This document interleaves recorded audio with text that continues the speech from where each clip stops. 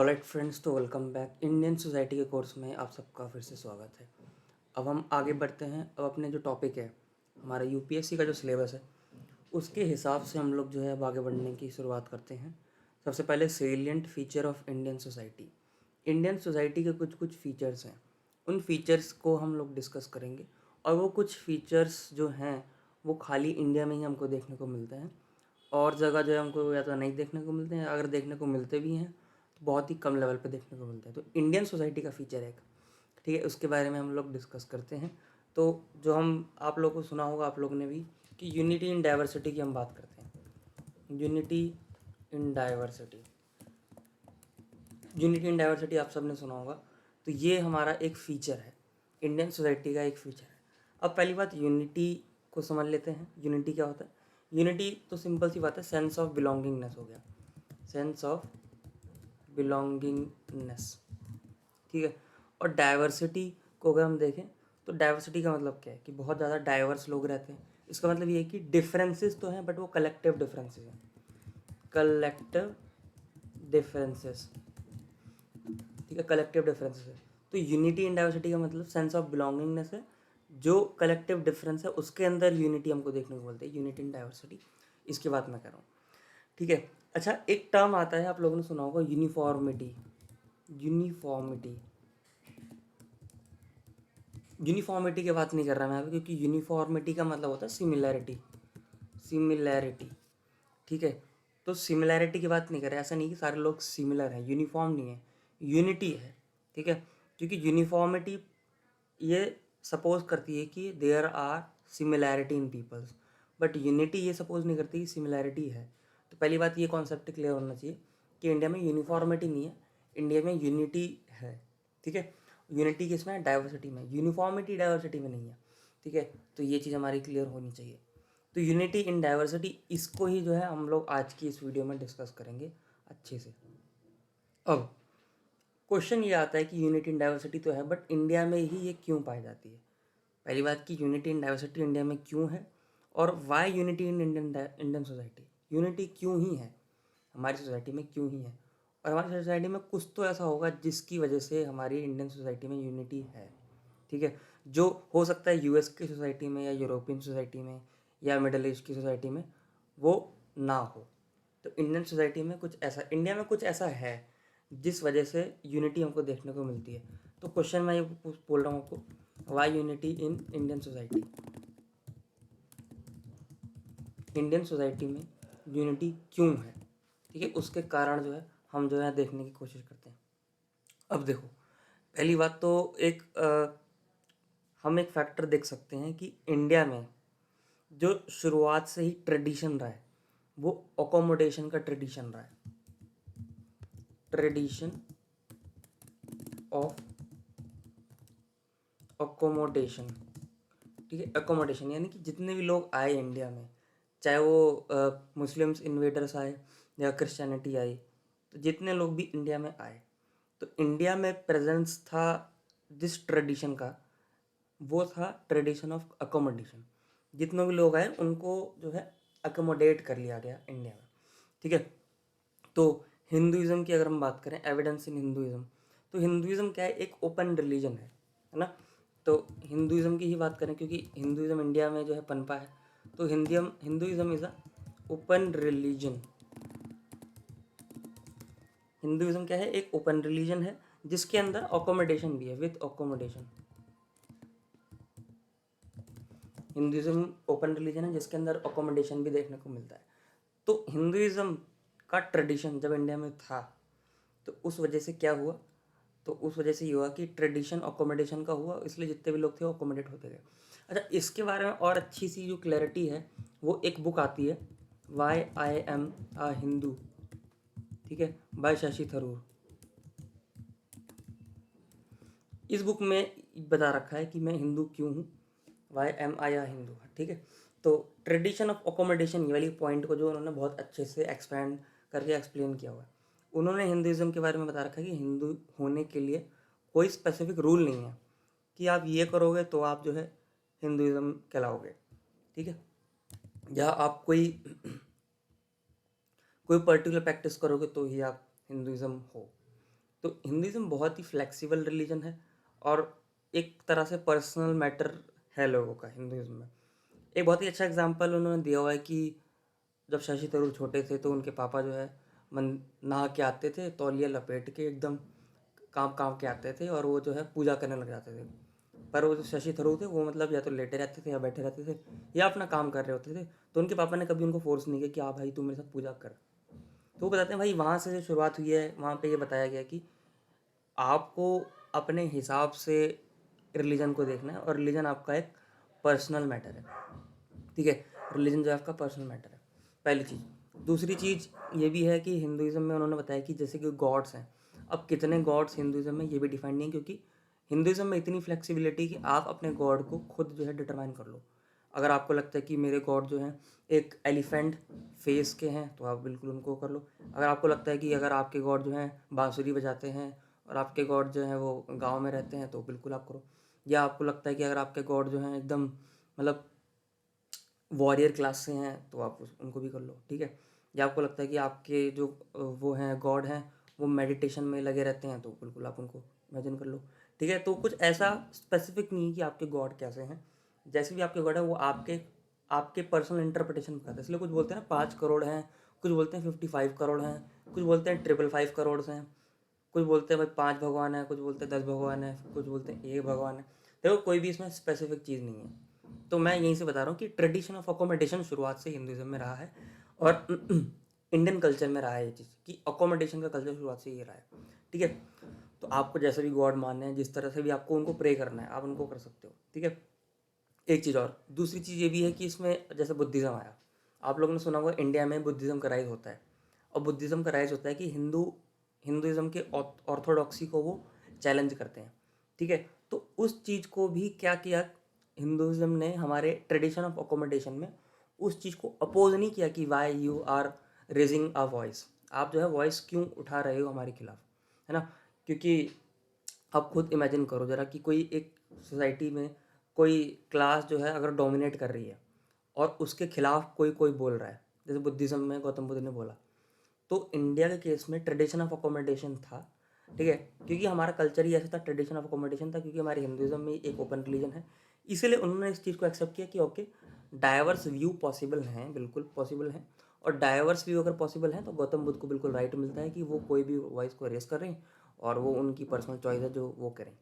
ठीक है, तो आप खुद देखो कि अकोमोडेट किया गया बुद्धिज़्म जैनिज़्म को भी इंडियन सोसाइटी के अंदर, है ना। जबकि वो एक एक हिंदुइज्म को क्या कर रहे थे, चैलेंज करते हुए हमको देखने को मिल रहे थे। तो ये चीज़ है, हिंदुइज्म में फ्लेक्सिबिलिटी बहुत है। हिंदुइज्म में मैं आपको बता रहा हूँ रिजिडिटी नहीं है। ठीक है, रिजिडिटी नहीं है। अब आप करंट सोसाइटी को थोड़ा सा और इमेजिन करो, जो अभी जो चल रहा है आजकल। अभी क्या हो रहा है हिंदुइज्म को आप अब ध्यान से देखो कि अकोमोडेशन का कल्चर धीरे धीरे खत्म होता जा रहा है, ट्रेडिशन ऑफ अकोमोडेशन खत्म होता जा रहा है। यानी कि टॉलरेंस की भावना जो थी कि दूसरे व्यूज़ भी हो सकते हैं, वो जो है आप देख रहे होंगे कि वो धीरे धीरे जो है ख़त्म होता हुआ जा रहा है ना। अब ऐसा क्यों होता हुआ जा रहा है, ये भाई थोड़ी इसमें पॉलिटिक्स भी है और थोड़ी क्या मतलब मैक्सिमम पॉलिटिक्स ही हमको देखने को मिल रही है यहाँ पे। तो मैं आपको क्या बता रहा हूँ, ट्रेडिशन ऑफ अकोमोडेशन जो कि शुरुआत से था ही, वो एक फीचर हमको ये बताता है कि यूनिटी इंडिया में है। यूनिटी क्यों है, क्योंकि ट्रेडिशन ऑफ अकोमोडेशन था, जो भी आए जो भी अपनी बात रखे वो बोल सकता है। और यही बात को और अच्छे से एक्सप्लेन किया है आर्ग्यूमेंटेटिव इंडियन ने। आर्ग्यूमेंटेटिव इंडियन जो बुक है, जो लिखी है सेन, अमर्त्य सेन, अमर्त्य सेन, इन्होंने जो इस बुक में ये डिटरमाइन ये बता रखा है कि इंडियन सोसाइटी में जो है ये वाद विवाद की जो जितनी भी हमारा कल्चर था वो था। यानी कि आप जो है आर्ग्यूमेंटेशन कर सकते थे इंडिया के केस में। इंडिया में लोग आर्ग्यूमेंटेशन करते थे। एग्जाम्पल दिया है उन्होंने, जैसे कि अगर आप देखें गौतम बुद्ध का, बुद्धिज़्म जैनिज़्म ने जो है क्या किया है, बुद्धिज़्म जैनिज़्म ने आर्ग्यूमेंटेशन को लेके आया है। Buddhism and Jainism, Buddhism Jainism ने आर्गुमेंटेटिव ट्रेडिशन को कंटिन्यू रखा और उन्होंने एक आर्गुमेंट रखा। ठीक है, और आर्गुमेंट एक्सेप्ट हुआ क्योंकि ट्रेडिशन ऑफ अकोमोडेशन था। ठीक है, मैं आपको ये बता रहा हूँ। तो अमर्त्य सेन अपनी बुक में यही बता रहे हैं कि भाई हमारा आर्गुमेंटेटिव ट्रेडिशन था, यही चीज़ हमको एक यूनिटी बता रही है। ठीक है, तो ये आर्गुमेंटेटिव इंडियन की बुक हो गई। और भी बहुत से एग्जाम्पल हैं, आर्ग्यूमेंटेटिव ट्रेडिशन का किसने, अकबर का एग्जाम्पल आपने सुना होगा।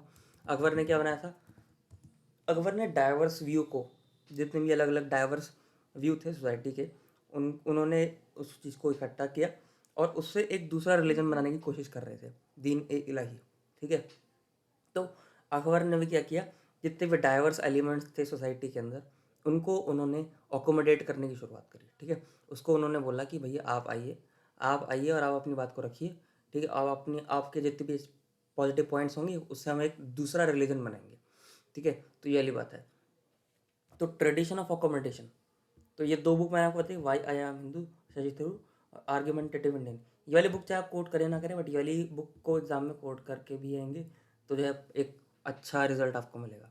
ठीक है, तो ऐसा बोल सकते हैं कि आर्ग्यूमेंटेटिव ट्रेडिशन जो इंडिया में शुरुआत से ही रहा है, बुद्धिज्म जैनिज्म का राइज हो या भक्ति सूफी मूवमेंट हो। ठीक है, भक्ति सूफी मूवमेंट का भी एग्जाम्पल लिख सकते हैं हम लोग, भक्ति सूफी मूवमेंट। ठीक है, सब अपनी तरह से जो है बात को रख रहे हैं, भक्ति करके आप भगवान की तरफ जुड़ सकते हो, या बुद्धिज्म जैनिज्म ने अपना तरीके बताया भगवान से जुड़ने के लिए, अकबर ने कुछ अपनी बातें रखी है। अब इसमें कुछ पॉइंट ये भी आता है कि कुछ कुछ लोगों ने क्या किया है, कुछ कुछ लोगों ने इस आर्ग्यूमेंटेटिव ट्रेडिशन पे खतरा भी लाने की कोशिश करी है। कुछ लोगों ने क्या किया, बहुत ही ज़्यादा कुछ ज़्यादा कर सकते हैं, अथॉरिटी बना लिया। बट खैर वो इंडिया के केस में एक्सेप्शन देखने को मिलते हैं।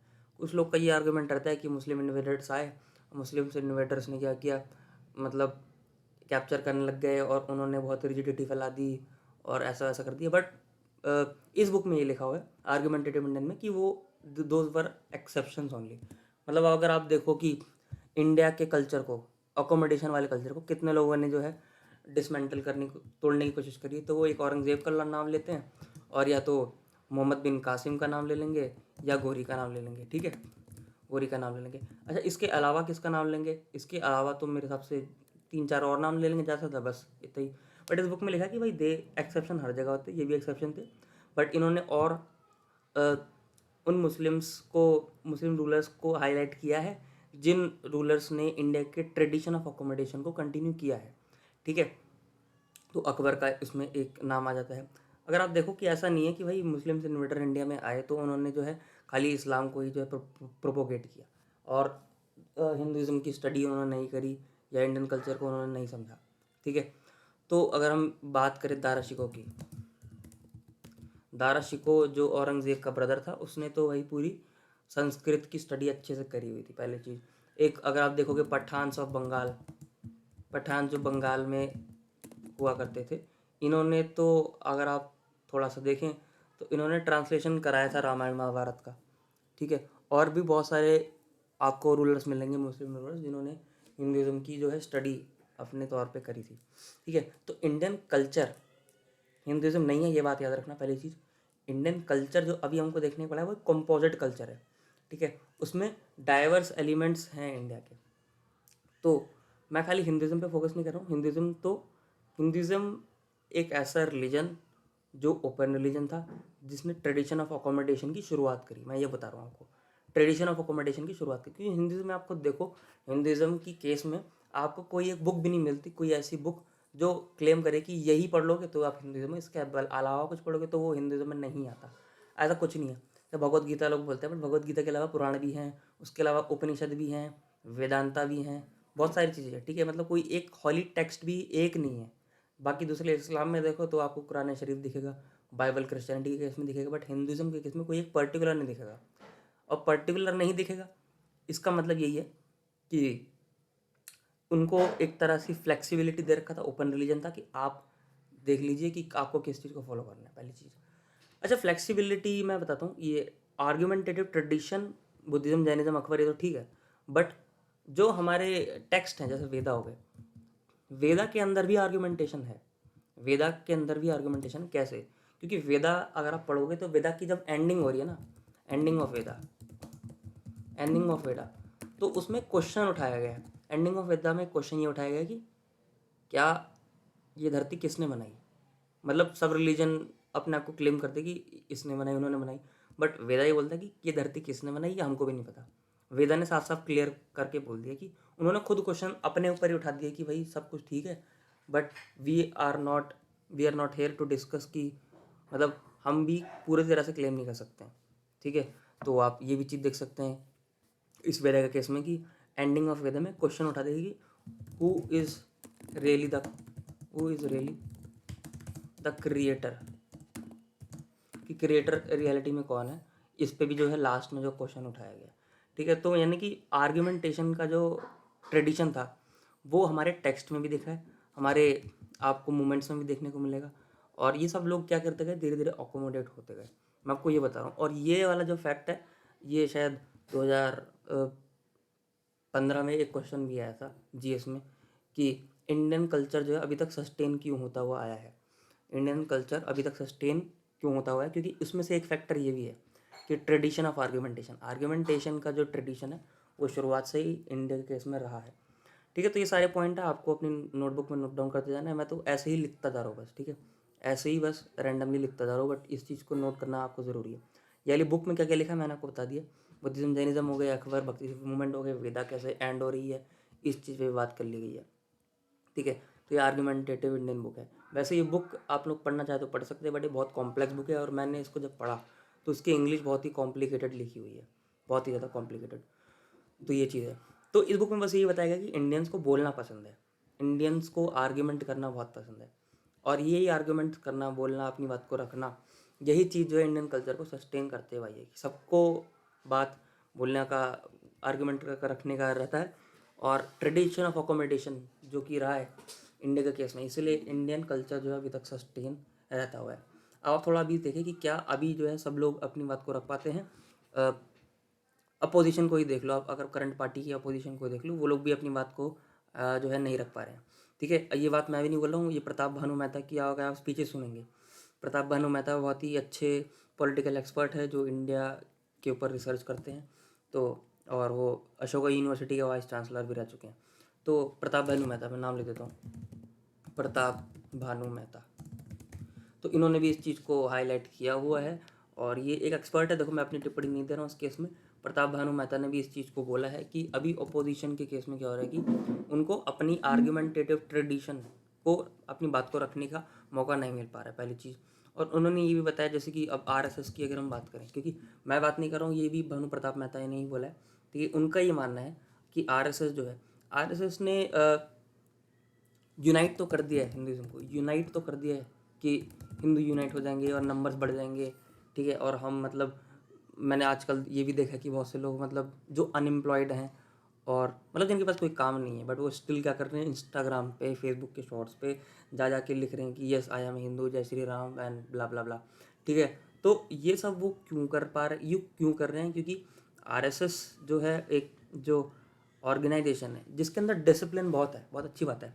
जो गांधी जी ने भी इस चीज़ को अप्रिशिएट किया था। अगर आप ये वाली बुक पढ़ेंगे, इंडिया आफ्टर गांधी एक बुक आती है, तो इंडिया आफ्टर गांधी में गांधी जी आरएसएस से मिले, जब आरएसएस को उन्होंने बोला कि यस आपकी जो क्वालिटीज़ है, आपके अंदर जो डिसिप्लिन है वो बहुत ही अच्छा है, लाजवाब है, बट याद रखना इस चीज़ का कोई जो है नेगेटिव इस्तेमाल ना कर ले, और आप इंडिया के ट्रेडिशन को ख़त्म मत कर देना, ठीक है। बट अभी ये हो रहा है कि यूनिटी तो आ गई है, हिंदुज़म में यूनिटी तो आ गई है, बट अगर मैं आपको बताऊँ तो ओनली इन नंबर्स, ठीक है। ओनली नंबर्स में जो है हम बढ़ चुके हैं, बहुत बढ़िया बात है, नंबर्स में हम लोग बढ़ चुके हैं, ठीक है, यस बहुत बढ़िया बात है। 80% जो है आप लोग को पता होगा इंडिया में हिंदुज़म है, बहुत सही बात है। बट इंडिया का ट्रेडिशन ये कहता है कि भाई it is an accommodative tradition and you have argumentative tradition as envisages even by Amartya Sen in his book argumentative Indian, ठीक है। बट आरएसएस ने अपने आप को कुछ इस तरह से पोर्ट्रे किया है कि आर्ग्यूमेंटेटिव ट्रेडिशन जो है धीरे धीरे खत्म होता जा रहा है, ठीक है। और खाली ये लोग क्या कर रहे हैं, यूनिटी तो ला रहे हैं, बट सिर्फ नंबर में ला रहे हैं। आप खुद देखो, अगर हिंदुज़म के केस में अगर वो चीज़ ग्रो कर भी रही है, तो उसकी फ़िलॉसफी कौन ही पढ़ता है, हिंदू फ़िलॉसफी, मैं फ़िलॉसफी की बात कर रहा हूँ, फ़िलॉसफी पे कौन लोग डिबेट करता है, मतलब ये लोग जिन्होंने हिंदुज़म का ठेका ले रखा है, तो ये लोग जो ठेकेदार हैं, ठेकेदार लोगों ने कब जो है फ़िलॉसफी को स्टडी किया, रियल फ़िलॉसफी क्या है, क्योंकि रियल फ़िलॉसफी के अंदर क्या क्या आता है आपको पता होगा, गीता भी आती है, ठीक है, और उपनिषद भी आता है ना, उपनिषदा भी आता है, और क्या क्या आता है आपको पता होगा, वेदांता भी आता है, पुराण भी आता है, पुराना भी आता है, पुराना भी आता है, और भी बहुत कुछ है, मतलब मेरे को तो पता भी नहीं है, बहुत कुछ है, बहुत बहुत बहुत बड़ा है हिंदू फिलॉसफी।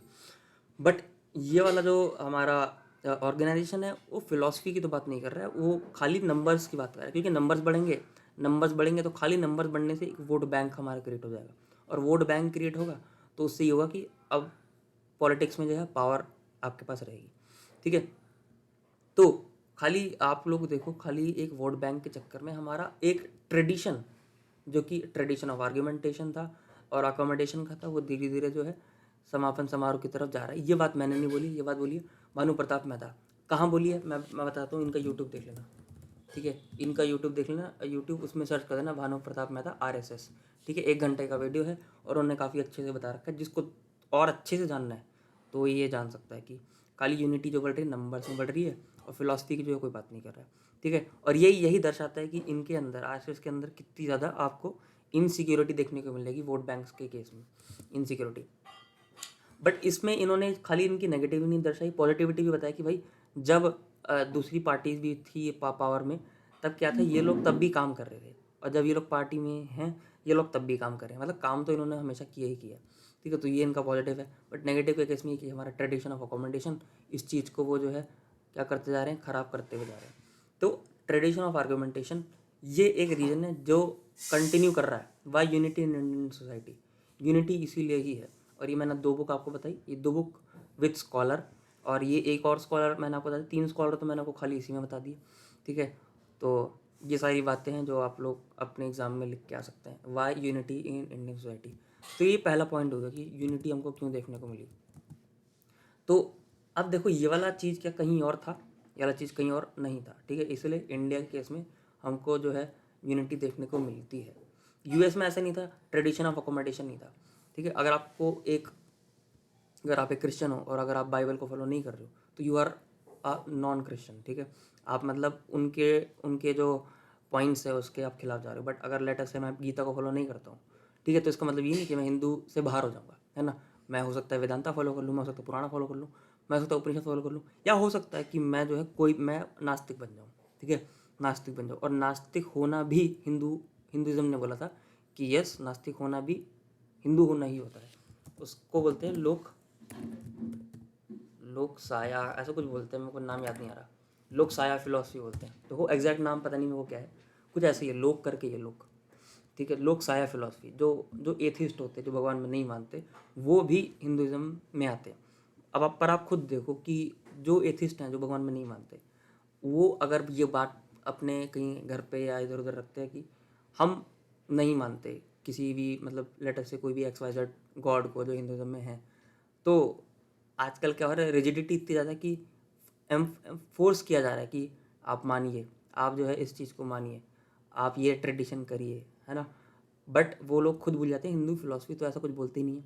तो खाली नंबर्स में बढ़ जाने से कोई चीज़ होता नहीं है। जब तक हिंदू की फ़िलॉसफी ज़िंदा रहेगी तभी तक ही हिंदू जो है वो रहेगा, नॉर्मल रहेगा। ठीक है, वरना तो वो खतरे में रहेगा ही रहेगा। तो उसको इनको डिवेस्टेशन करने का जो एक फैक्टर है वो ये खुद लोग ही हैं, क्योंकि फ़िलॉसफी से भागते हुए जा रहे हैं और नंबर्स की तरफ बढ़ रहे हैं, नंबर्स की तरफ बढ़ते हुए जा रहे हैं। ठीक है, क्योंकि इन फिलॉसफीज़ में कब कहीं देखो वायलेंस का कल्चर नहीं है, कहीं ये नहीं बोला कि आपको दूसरी बात को दबाना है, या किसी किसी बात को जो है वो करना है कि दबा के अपनी बात को ही रख देना है। बट आजकल घरों में क्या हो रहा है कि अगर आप अपनी बात रखो तो दबा दिया जाता है। ठीक है, रिलीजन के केस में बता रहा हूँ मैं आपको, रिलीजन के केस में तो ऐसा चीज़ है। तो अगर आप इस्लाम में कुछ चीज़ नहीं मान रहे हो तो उसमें तो ये है कि अगर आप नहीं मान रहे तो आपको मानना ही पड़ेगा, क्योंकि वो उसमें टेक्स्ट में लिखा हुआ है। बट हिंदुज़म के केस में ऐसा कुछ है नहीं, क्योंकि कोई टेक्स्ट ही नहीं है ना। और इनफैक्ट वेदा ने खुद बोल दिया कि क्रिएटर कौन है हमको खुद भी नहीं पता। तो कृष्णा है या राम है हमको खुद नहीं पता, वेदा को भी नहीं पता।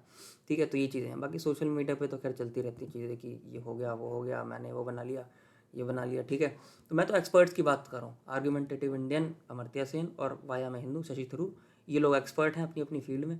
तो हो सकता है कि आप लोग इनसे ज़्यादा बढ़िया हों, अमर्त्य सेन से हो सकता है कि आप जो है 10 गुना ऊपर हों। बट भाई आप अगर उनसे बढ़िया हैं तो जब आपकी बुक आएगी तो मैं आपकी बुक भी पढ़ लूँगा। ठीक है, तो और आपकी बुक पढ़ूँगा और आपकी बुक को मैं कोट करके आऊँगा एग्ज़ाम में, और आपकी बुक के बारे में बताऊँगा। बट अभी के लिए ना, अभी के लिए मेरे हिसाब से मेरे जो एक्सपर्ट्स हैं वो ये 2 लोग हैं, और मैं इनकी बात तक सहमत रहूँगा। ठीक है, आपको अगर लगता है कि आपके हो सकते हैं कि कोई और पॉइंट ऑफ व्यू हो कि वो आपको लगता है नहीं मैं गलत बता रहा हूँ या भानु प्रताप मेहता भी गलत बोल रहे हैं, ठीक है। अभी देखो, अभी भानु प्रताप मेहता एक्सपर्ट हैं, तो भाई मैं तो उनकी बात मानूंगा, क्योंकि मेरे अंदर इतना विजडम है नहीं कि मैं अपनी फिलॉसफी को बताऊं। ठीक है, आपके अंदर हो सकता है कि आप अपनी फिलॉसफी बताते हो, आपके हिसाब से हो सकता है कि हिंदुज़म रिजिड हो, आपके हिसाब से हो सकता है कि भाई हमको कट्टरवाद बनना है, वो आपके हिसाब से हो सकता है। बट भानु प्रताप मेहता हो गए, शशि थरूर हो गए और अमर्त्य सेन हो गए, ये 3 लोग जो हैं, मैं इनकी बात से अभी रहूँगा सहमत। ठीक है, जब आपकी बुक आएगी, मैं आपको बता रहा हूँ, मैं आपकी बुक आएगी, आप मेरे को जो है PDF भेज देना उसका, या मैं खरीद ही लूँगा आपकी बुक को और मैं आपकी बुक को पढ़ लूँगा। या जब भारत सरकार आपको कोई अवार्ड दे देगी, जैसे इनको शायद भारत रत्न मिला हुआ है, और ये भी इनकी भी काफ़ी अच्छी बुक्स आती हैं, और ये ब्रिटिश के सामने ही ब्रिटिशर की बेइज्जती करके आए हैं इतने बड़े प्लेटफॉर्म पे, और प्रताप भानु मेहता एक्सपर्ट है। जब मतलब आप लोग अगर इस लेवल पे पहुंच जाएंगे तो आपकी बुक भी मैं पढ़ने के लिए एकदम रेडी हूँ। बट अभी के लिए मैं इस चीज़ को मान रहा हूँ। ठीक है, बाकी आपकी मर्ज़ी है अगर आप इस चीज़ को माने या ना माने, क्योंकि सिचुएशन आजकल जो चल रही है वो थोड़ी अजीब ही चल रही है ना, तो कुछ कह नहीं सकते हैं अब इस चीज़ के केस में। मेरे इसमें से कोई पॉइंट ऑफ व्यू नहीं है कि ये जो मैंने बोल दिया मेरा पर्सनल पॉइंट ऑफ व्यू, ऐसा कुछ नहीं है। ये मैंने आपको बता दिया कि ये है। ठीक है, मैं तो सबको बोल रहा हूँ ये भी बढ़िया है, ये भी बढ़िया है, ये भी बढ़िया है, ये सब भी बढ़िया है। ठीक है, ये सब बढ़िया है।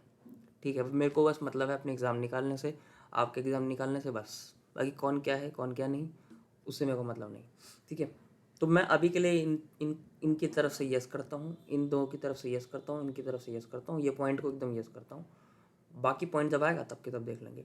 तो why unity in India, tradition of accommodation, argumentative Indian. Pratap Bhanu Mehta ने कौन सा जो अपनी बात बोली इस चीज़ के बारे में, आई होप आपको जो है क्लियरिटी मिल गई होगी इस केस में। ठीक है, अब यूनिटी जो है, यूनिटी की मैंने बात कर ली, बहुत अच्छे से बात कर ली, और आपको क्लियरिटी भी मिल गई होगी कि यूनिटी क्या है, कैसे कैसे काम करती है, और क्या था इंडिया के केस में कि यूनिटी हमारे केस में रही है। ठीक है, तो अगर हम देखें तो हमारे इंडिया के केस में इंस्टीट्यूशन ऑफ पिलग्रिमेज, ठीक है, कि हमारे यहाँ पे बहुत सारे श्राइन्स आपको देखने को मिलेंगे, मंदिर मिलेंगे, मतलब पिलग्रिमेजेस तो आपको पता होगा ना, तीर्थ यात्रा पे तो लोग जाते हैं। तो network of shrines and sacred places, तो जब इतने सारे इंडिया के केस में आपको होली प्लेसेस मिलेंगे, तो उसमें क्या होगा, मूवमेंट होगा लोगों का, लोग इधर जाएंगे उधर जाएंगे आगे पीछे, लोग मतलब मूवमेंट करेंगे इंडिया के केस में, और जब मूवमेंट करेंगे तो लोगों की क्या होगी, इंट्रैक्शन होगी। ठीक है, तो ये चीज़ें हैं, तो मैं लिख देता हूँ यहाँ पे, ये भी एक छोटा सा पॉइंट है, मतलब ये बुक में मेंशन था तो मैं आपको बता रहा हूँ बस। Network of shrines and sacred place, sacred place. ठीक है, और इसमें क्या है, movement of people promoting interaction and cultural affinity। ठीक है, तो ये है, मतलब ये भी एक रीज़न है। मेन फैक्टर तो देखो यही है, मेन फैक्टर ये है। बड़े छोटे छोटे फैक्टर आप मतलब आपको एग्जाम में जो है लिखने तो पड़ेंगे।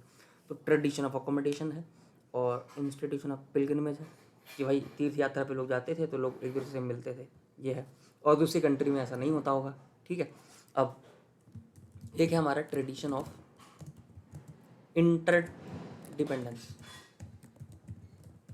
इंडिया के केस में अगर आप देखें तो जजमानी सिस्टम नाम का एक जजमानी सिस्टम आया था। जजमानी सिस्टम में क्या होता था कि एक कास्ट दूसरी कास्ट पे डिपेंडेंट था। ठीक है, तो अगर आप देखो कि कोई शूद्र क्लास जो था ब्राह्मण क्लास पे डिपेंडेंट था कोई रिचुअल्स करवाने के लिए, तो इंटर डिपेंडेंस हमको देखने को मिले। जजमानी सिस्टम बोलते हैं उसको, जजमानी सिस्टम। अब ये जजमानी सिस्टम हो सकता है कि आपको नहीं पता हो, बट तो जजमानी सिस्टम को आपको मॉडर्न इंडिया में पढ़ना है, जजमानी सिस्टम। ठीक है, जजमानी सिस्टम एक तरह से लोगों को एक दूसरे पे डिपेंडेंट बनाता है। ठीक है, जजमानी सिस्टम यानी कि डिपेंडेंट है, कोई काम करने के लिए कोई पर्टिकुलर लोग ही कर सकते हैं। तो जजमानी सिस्टम था जो सपोर्ट करता था एक दूसरे को। ठीक है, इसके साथ बोल सकता हूँ मैं, no caste was self dependent. कोई भी कास्ट सेल्फ डिपेंडेंट नहीं थी कि मैं खुद ही कर लूँ, सब एक दूसरे पर डिपेंडेंट थे, और डिपेंडेंट है तो इंट्रैक्शन होती थी, इंट्रैक्शन होती थी तो वही इंस्टीट्यूशन ऑफ पिलग्रिम से इंट्रैक्शन हो रही है, और ट्रेडिशन ऑफ इंटरडिपेंडेंट जजमानी सिस्टम से भी इंट्रैक्शन हो रही है लोगों की, तो इसलिए वही यूनिटी हमको देखने को मिली है। ठीक है, ट्रेडिशन ऑफ अकोमोडेशन हो गया, और ट्रेडिशन ऑफ इंटरडिपेंडेंस हो गया, इंस्टीट्यूशन ऑफ पिलग्रिमेजेस, और एक लास्ट पॉइंट है जियो पॉलिटिकल यूनिटी, जोग्राफिकल यूनिटी बोल सकता हूँ उसको मैं। तो फोर्थ पॉइंट है मेरा जोग्राफिकल यूनिटी। इंडिया के केस में जोग्राफिकल यूनिटी ही हमको देखने को मिलती है, क्योंकि ज्योग्राफी के लिए भी देखो कि तो इंडिया बहुत ज़्यादा यूनाइटेड आपको देखने को मिलेगा। कैसे? क्योंकि आप इंडिया के नॉर्थ में देखो तो आपको हिमालय मिल जाएगा, हिमालय मिल जाएगा। अगर आप फिर ओशियन की तरफ देखो तो दोनों साइड आपको ओशियंस मिल जाएंगे, ईस्ट साइड वेस्ट साइड भी आपको ओशियन मिल जाएंगे। तो जोग्राफिकल यूनिटी आपको देखने को मिलेगी, है ना। ऊपर से आपको पॉलिटिकल यूनिटी भी देखने को मिलेगी, पॉलिटिकल यूनिटी देखने को मिलेगी। कैसे? क्योंकि कॉन्स्टिट्यूशन है, कॉन्स्टिट्यूशन सब पे लागू होता है, चाहे वो कोई भी रिलीजन का हो, कोई भी race caste religion place sex place of birth, सब पे जो है आपका कॉन्स्टिट्यूशन लागू होता है।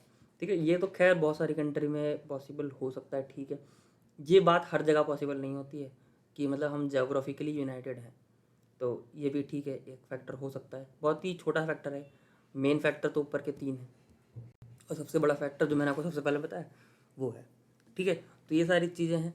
Why unity in Indian society आपको आई होप समझ में आ गया होगा ये स्कॉलर के साथ, और ये जो है चीज़ें, और क्यों क्यों जो है हमारा ट्रेडिशन तो थोड़ा सा खतरे में देखने को मिल रहा है, वो प्रताप भानु मेहता की यूट्यूब की वीडियो आप लोग देखना चाहो तो देख सकते हो। Thank you.